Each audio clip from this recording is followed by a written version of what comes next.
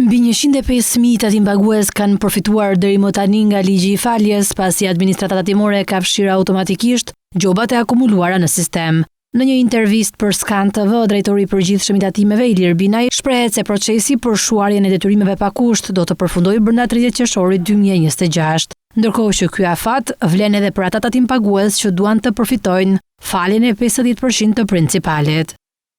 Brenda datës 10 qershor, administrata tatimore përgatiti listat e tatimpaguesve përfitues, sikurse edhe ata që nuk përfitonin, u bë lajmërimi i tatimpaguesve jo përfitues me anë të sistemit ton i taks, më tej u vazhdua me kompensimin automatik të tepëricave kreditore. Në këtë proces u afektuan 13.000 tatimpagues për një vlerë prej 10.4 milionë euro. Pas kompensimit automatik, administrata tatimore vazhdoi me fshirjen e detyrimeve tatimore, deri në këtë fazë është përfshirja i gjobave për rreth 105.000 tatimpagues për një vlerë prej 91.7 milionë euro, po vazhdohet më tej me fshirjen e të gjitha detyrimeve pa kusht deri në 31 dhjetor 2014. Sipas planit të masave që ka bërë administrata tatimore, ky proces për fshirjen e detyrimeve pa kusht duhet të mbyllet brenda 30 qershor 2026, ndërkohë gjatë kësaj faze do bëhet edhe fshirja e detyrimeve me kusht për ata që paguajnë 50% të principalit për periudhën nga 1 janar 2015 deri në 31 dhjetor 2019.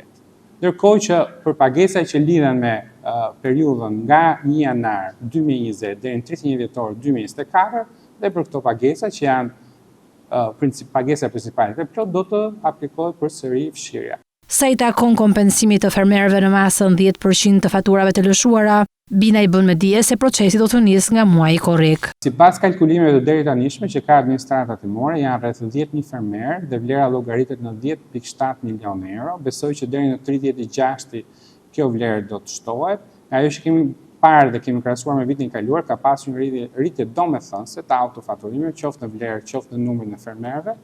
Administrata tatimore përgatit të gjithë procesin për rimbursimin e tyre, i cili fillon në një korrik. Është duke menduar një zgjidhje sa më e thjeshtë, sa më digjitale. Besoj brenda datës 23 qershor, administrata tatimore do të bëjë informimin e fermerëve se si ky proces do të bëhet eksaktësisht, pra ku duhet aplikojnë, si duhet aplikojnë. Është duke menduar një zgjidhje sa më e lehtë, pak a shumë si ajo që ishte për divën, pra një zgjidhje digjitale që aplikimi bëhet online, duke uploaduar fatura dhe pastaj kalkulohet vlera për të cilën ata do të aplikojnë. Ne i ftojmë fermerët që të hapin llogaritë bankare sa më shpejt për faktin se pagesat do kalojnë në llogaritë e tyre bankare, kështu që ata duhet fillojnë ta bëjnë këtë gjë dhe nga një korriku pastaj do të fillojnë aplikimet sipas përcaktimeve që ne do t'i bëjmë procesit të këtij aplikimi. Skema e rimbursimit të faturave të fermerëve do të zbatohet për herë të parë këtë vit, duke u dhënë atyre mundësinë e përfitimit dhe duke u krijuar likuiditet. Qëllimi është formalizimi i sektorit.